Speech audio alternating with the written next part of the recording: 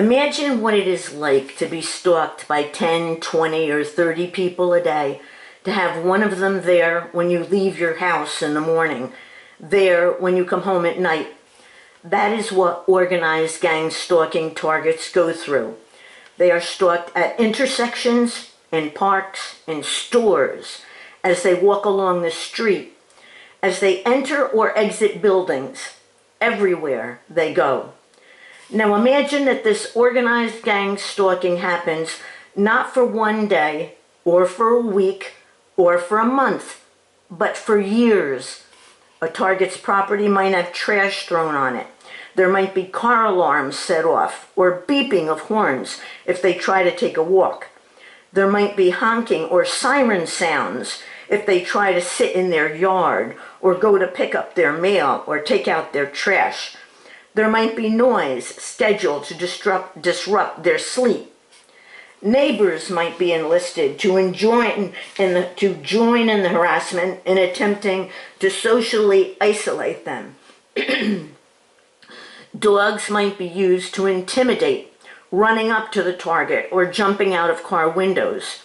There might be wrong numbers to the target's phone, vehicles stopping and standing in front of the target's home, neighbors' cars scheduled to exit or enter every time the target leaves his or her home or enters. Everyday things might be repetitively used by the gang stalkers to create double binds, where if the target tries to talk about what is going on, they sound crazy. The intent of the gang stalkers. We've seen these kind of dirty tricks and invasive surveillance before in the COINTELPRO program used by the FBI in the 60s and the 70s. Under COINTELPRO, illegal means were used to disrupt, to discredit, and smear reputations. There were false media stories planted, bogus leaflets published, correspondence was forged, anonymous letters sent, and anonymous telephone calls made. Misinformation spread. Parents and employers and landlords and school officials were strong-armed to make trouble for targets. Along with local police, the FBI conducted illegal break-ins, committed vandalism, used psychological warfare to frighten and neutralize targets. In addition to the mobbing, every day I go into the community by police, firemen, ambulance drivers, security guards, citizen corps, the Reds with their red cars, wearing or carrying red. There is electronic harassment in my home. Ceiling lights twinkle. Ceiling lights go on and off.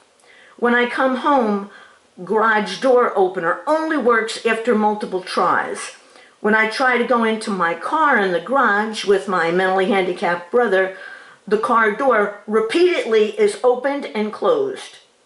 There's constant interference on my TVs. Havana syndrome tactics are used to physically harm. The gang stalkers open my electric garage door, so I had to unplug the electric garage opener and take out the battery so I can no longer use my electronic garage door because of gang stalker harassment. The latest harassment from government gang stalkers is noise, such as hammering in front of my house, and they delete things from the emails that I send, so now I can no longer send emails. They get surrounding neighbors to join in the gang stalking. So there is mobbing, anchoring, and when I take my garbage cans out, some neighbors will blink their lights on and off, and that could be at 2 a.m. in the morning. What we are seeing is reminiscent of the blacklists of the McCarthy era, Red Squads, and COINTELPRO. George Bush rescinded anti-COINTELPRO legislation. Obama, Trump's attorney generals haven't rewritten new guidelines for the FBI, opening the door for what we are seeing to continue. It continued in the Biden administration, in the Obama administration, and now even in the Trump administration, who I voted for, who promised to end the weaponization of government. It continues. Sometimes things are too big to expose. The ACLU says illegal police surveillance is going on in over 30 states. What we are seeing is a national problem that requires investigation by our intelligence committees. Kind of hard to ask them to investigate when they're probably involved. Bush in Operation Tips tried to get neighborhood watch groups involved in the war on terror. What we are seeing is their involvement in government gang stalking that has nothing to do with terrorism, but rather is an egregious abuse of government power. The FBI is known for its use of conspicuous surveillance, and that is what we are seeing, where not only first responders, security guards are gang stalking, but also neighborhood watch groups using red cars, red trucks, wearing or carrying red. Colonel Anthony Schaefer, who wrote Operation Dark Heart, told Judge Napolitano on his show Freedom Watch, when that was on the air, that our government uses neurolinguistic programming in its PSYOPs program.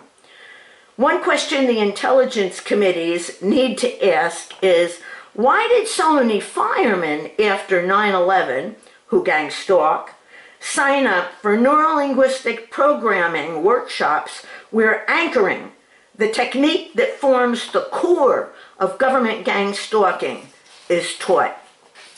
Who gang stalks? Police, probably members of the Joint Terrorism Task Force, firemen, EMS, ambulance drivers, both public and private, security guards, Citizen Corps, the Reds, some neighborhood watch group members, unremittingly harassing and mobbing citizens. And I know from my own personal experience that a lot of first responders are responsible for who is getting gang stalked by executing personal vendettas. I am asking you to please ask President Trump and Kash Patel to end government gang stalking. The problem is that just like with the Stasi in East Germany, a percentage of our population since Dick Cheney now gang stalks. How can you expose that? Only by realizing we have to change our society. Who has the courage to do that in an age when we're fighting Iran, etc.?